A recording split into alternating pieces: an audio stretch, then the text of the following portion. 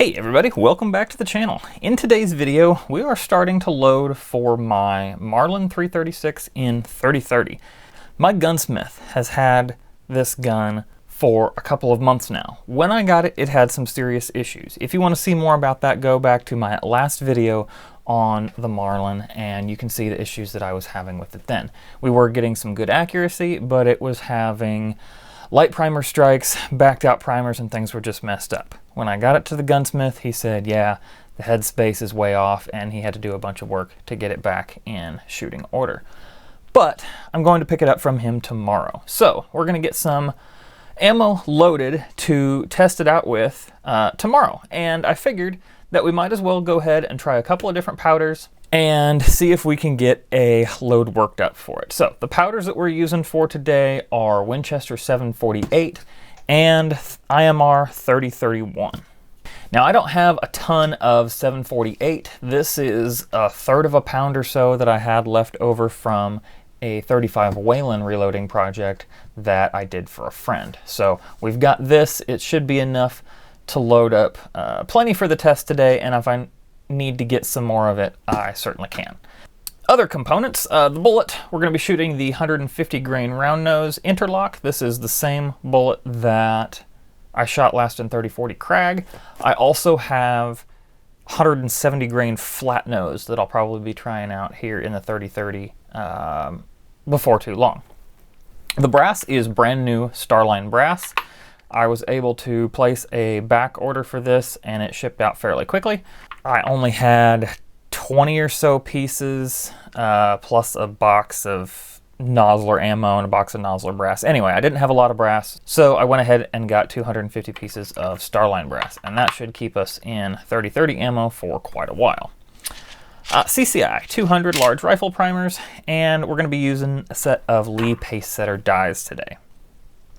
I've had decent luck for low volume stuff with Lee dies in the past. I have had a few problems with my 300 blackout set, just the way they're set up. But for this, we shouldn't run into any trouble with the low amount of volume that we'll be shooting through the 3030.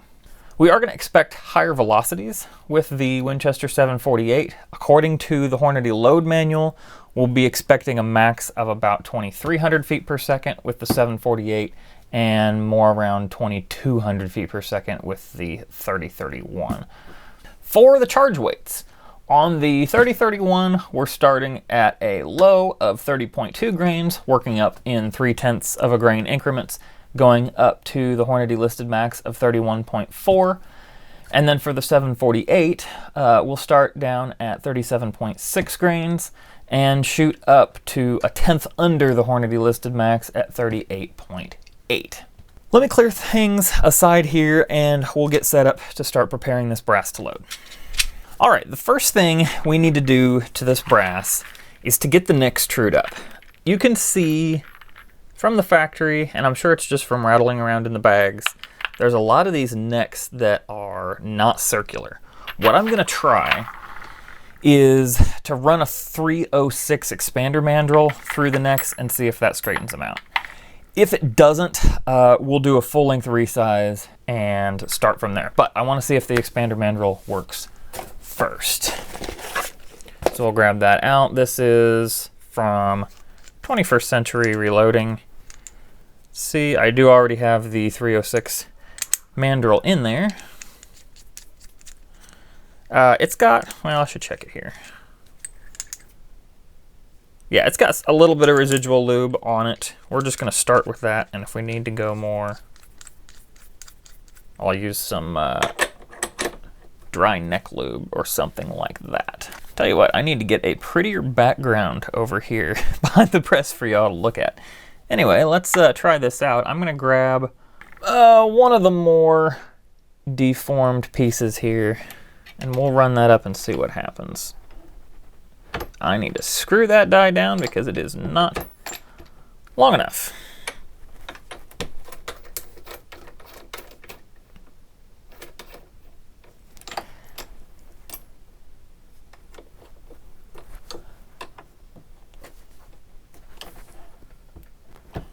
And we'll go just a little bit more.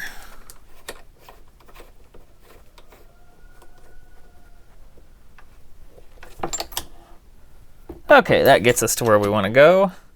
And you know what? That looks like it ironed out that neck beautifully. I'm not seeing any deformity whatsoever. Let me run a few more here. Yeah, that's perfect. I'm just going to go ahead and run through all 50 pieces that I've got in the tray here, and then we'll jump into the next step. That seemed to do a great job on this brass. I am super happy with where that is. What I'm going to do now is go over to my Frankfurt Arsenal case trim and prep center and put an inside and outside chamfer on all of this. I could use a hand tool, and I've got that laying around here somewhere, but the electric prep center will make it go a whole lot faster, especially since I'm doing a full 50 pieces. This area of my reloading bench is quite messy. Forgive that. I'll just do one or two here on camera.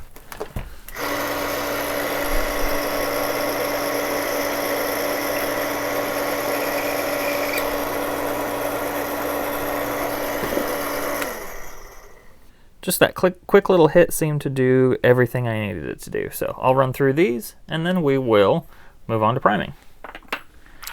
Inside and outside chamfer complete. Let's start to prime. Again, I won't show you a whole lot of this because there's really nothing new here. Using my RCBS Universal hand priming tool, which I like more and more all the time. Every once in a while, I contemplate getting one of those Primal Rights seating tools. I do have trouble with the primers flipping in this. That's the one thing I don't like about it. I thought I had it figured out. Anyway, I think about getting one of those Primal Rights seating tools every once in a while, but they're $600. And I really don't shoot anything that I need to be that precise.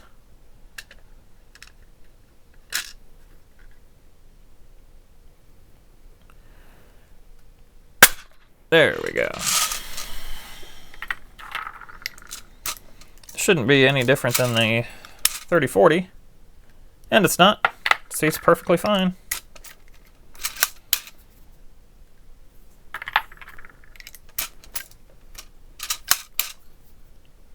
Nice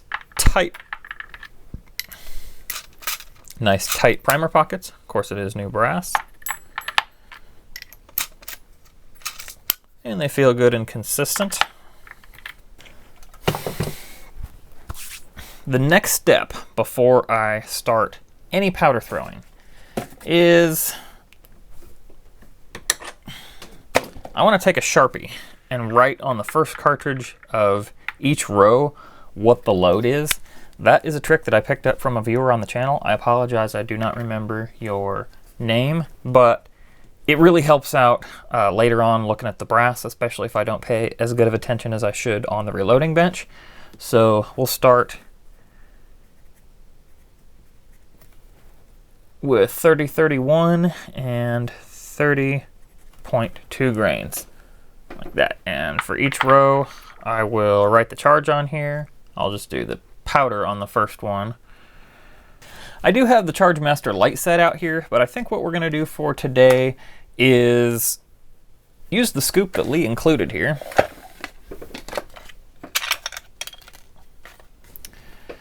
With the die set, we're also going to be using their shell holder.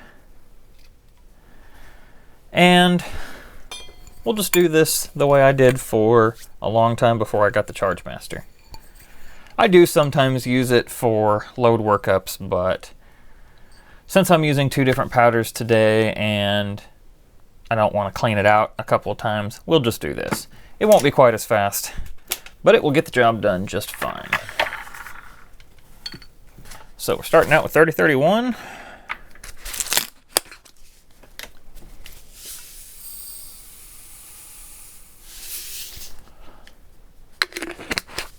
And I've got 3 pounds or so of this. So we've got plenty. Let's see what the scoop size is. 28.6 grains. That'll work. I'm just going to trickle up with my scoop here. I used to use this guy, the Frankfurt Arsenal hand trickler, and I've got a Hornady one as well. I found it's actually just as easy most of the time. Of course, my scale's wandering around all over the place. I found it's just as easy most of the time to trickle it in with the scoop. I do have maybe a few more overcharges, but not by much.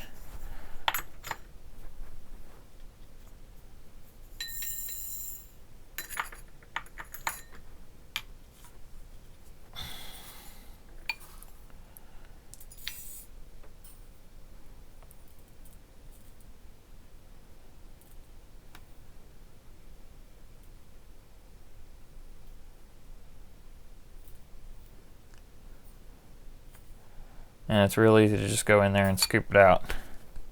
So that'll work. Pretty good case fill already. Even on these lower charges. I'm gonna go ahead and weigh all these out. I'll skip the rest of the video part for powder weighing, and I'll come back to you guys when it's time to seat bullets. All right, I've got the 3031 charges weighed out, and for me, because I'm prone to knocking stuff over and making a mess, part of my one powder on the bench rule includes in open cases. I've got the powder charges weighed for the 3031, but not the Winchester 748. We're gonna go ahead and seat bullets on the 3031, then I'll get this completely off the bench and we'll move on to the 748, which I probably won't show you guys because weighing powder is boring. I'll snap a lock and load bushing in the press here. And we'll grab the seating die. I probably could use the same seating die as I've got for 300 Blackout, but we're just gonna go with this one for the time being. Back that seating stem way out. I'm not sure if this die has a crimp in it or not. They do include the excellent Lee factory crimp die in the kit, which is what we'll be using. It does appear that there's probably a crimp function in there, so I'm going to start with a case with nothing in it. And we'll see if I run into any resistance. Yep, right there. So we'll go a turn out and lock that down. All right. We'll switch that out for a case with powder in it and see if we can see the bullet. There's the 150 grain round nose bullet, if you didn't see it in the 3040 Krag video.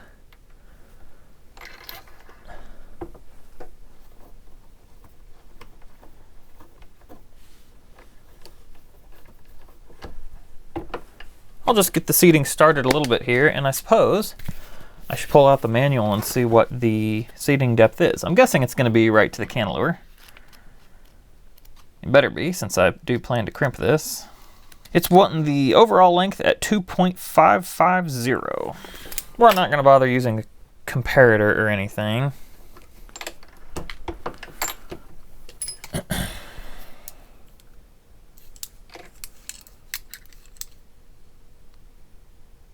.685, got a ways to go.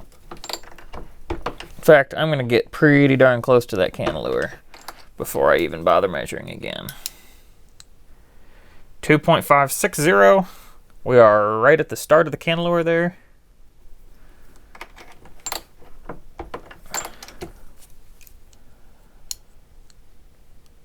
.545. I went a touch too short. We'll see the next one. Not a big deal whatsoever.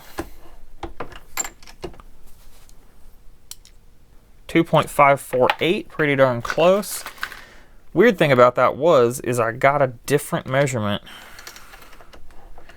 seating it once than I did seating it twice. Oh, that's nasty. Can you see that? Getting a nasty bulge in the neck there. I did not get it on either of the previous two. That's kinda ugly.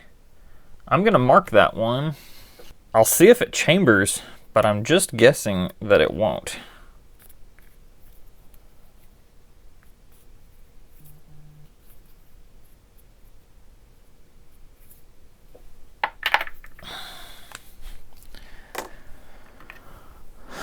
Guess I'll see what the length it gave was. 2.551 or 2 with that soft point bullet. I do expect a little bit of variation. Okay, I'm gonna try to get this into that die darn straight and seat it in slow incremental steps so as not to blow out the sidewall. Okay, we're good there.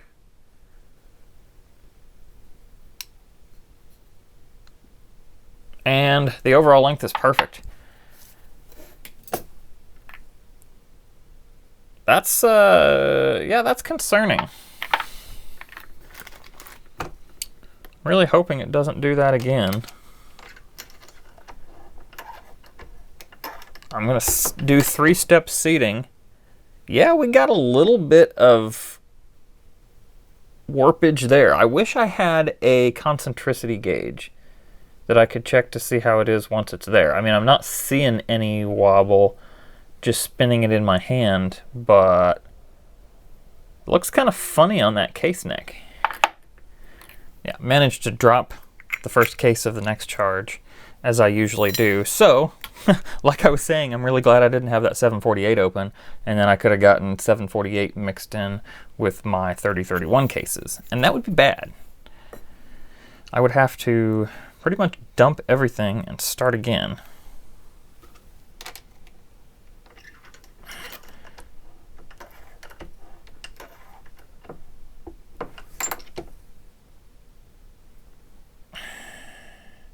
It's looking just a little wonky on that neck, and I'm not liking it at all. But we're gonna keep on seating them, see what happens. Tell you what, well, I kind of want to check the seating stem fit. Of course, these are flat base bullets, so they don't tend to sit well on the mouth of the case from the get-go. I don't have a 308 Hornady seating die that supports the case better. I'm wondering if I had the Hornady die instead, that would support the case better going up in there and hold on to the bullet actually and get it seated on there straighter and not bulge out the side of the case. I guess that's what I get for going cheap on the dies. Now, I'm not saying that's 100% what's going on here, but that's my best guess. Those Hornady seating dies do support the bullet and the case as they're being pressed together, and it makes for some pretty good results from what I've found before. I'm not going to be expecting great accuracy out of these just because of that bunged up neck. I'll be honest. But like I said, we're going to go with it anyway. Seating depth is good. Alright, won't bore you guys with the rest of this. If anything dramatic happens, we'll come back and show you then. We are going to crimp these, so I'll get the rest of these bullets seated here, and I'll come back to you guys when it's time to set that crimp. Shouldn't be too much drama there, but I didn't expect any with bullet seating either. Alright guys, I'm hating this seating die, and maybe it's not the seating die's fault, maybe it's the bullet's fault, maybe the neck is too soft. I don't know, but this is my latest round. I twisted and seated this 4 times progressively to try not to get this, but yeah, I think that shows up pretty well on the camera. It's messing it up, and it's not seating to a consistent depth. This one, I haven't touched the seating plug. That one's 12 thousandths longer, and is not the bullet. The bullets are fairly consistent. They're not 12 thousandths off. They might be 3 or 4 thousandths off. They're not 12 thousandths. In fact, let me measure a few. Bullet length of 895, 893, 894, 893. Yeah, not 12 thousandths apart. I've got an idea, and I don't know if it'll work or not, but we're gonna give it a try. I'm gonna pop this 3030 seating die out, and I'm gonna grab my RCBS seating die for the 3040 Crag. We will certainly have to change settings, but that's okay. I'm gonna do the same thing I did before. We're gonna see if we can even get down to the, yeah, we can get down to the case mouth with that, but we'll see if it works better. I'm gonna have to dial in that seating depth again, but that's okay. So we're at the highest charge here. Just doing this by sight at the moment. That's gonna get us pretty darn close.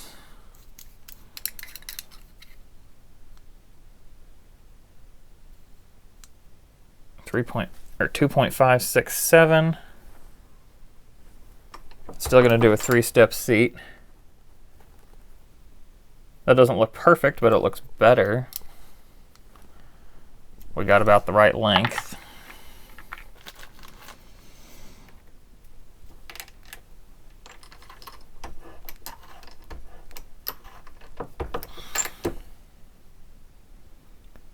It looks much better. Not getting maybe just the slightest bit of deformation of that case wall, but not much at all. Okay, I'm going to seat it just a little less cautiously. No, we're good. Yeah, that looks 100% better. We'll see if it continues. I'm going to go ahead and weigh out the charges of the 748, and I will let you know at the end of bullet seating whether or not we had any more deformed necks with this seating die. All right, let me show you what we're working with here. So I'm weighing out charges for the Winchester 748, and things are seating perfectly, but I thought I'd show you where I'm at. I'm at 38.2 grains, and the cases are getting extremely full. We're not seating much deeper than that, but I really don't want to go super compressed loads with a ball powder because there's not a whole lot of room in the case taken up by air at this point. So I don't want to squish it down too much, though it might be fine. Did a little searching on some other load data. Sierra shows a much lower max for this load. Some folks on forums say up to max is fine with the 170s, even though they're way higher than everybody else. I'm not going to load up that high. What I'm going to do is take the top two charges that I was going to weigh out, 38.5 and 38.8, and I'm going to put those at the bottom of the load workup. So I'm going to add in a 37 and a 37.3. We might end up loading those top two charges later on, but for now I'm going to play on the cautious side and start just a little bit lower. All of the bullets are now seated. I had absolutely no trouble using the RCBS 3040 Crag seating die. No trouble with necks. They're not deformed whatsoever. I'm thinking that the ones that I seated with the lead die, I'm wondering if they're even going to chamber.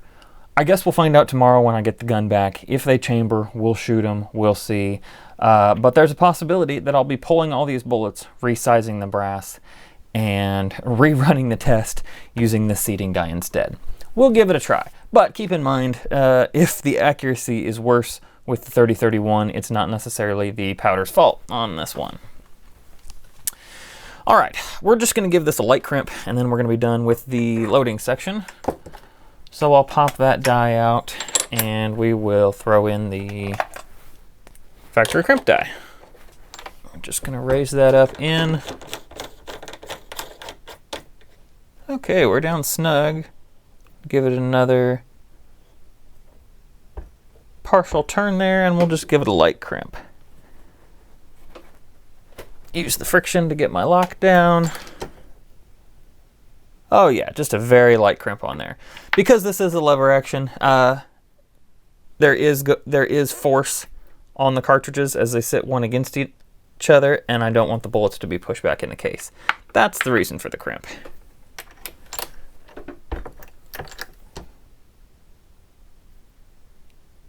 tell you what, I'm going to give it just a little bit more.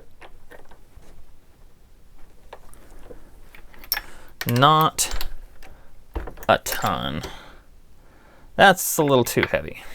In my very limited experience, the heavier the crimp, the worse the accuracy. And I know that's not always the case, but that's about where I went. I can just barely see the crimp ring on the case there. Yep, that's really all there is to that. I'm just going to run these through, and then hopefully we'll finally get out to the range. See you there.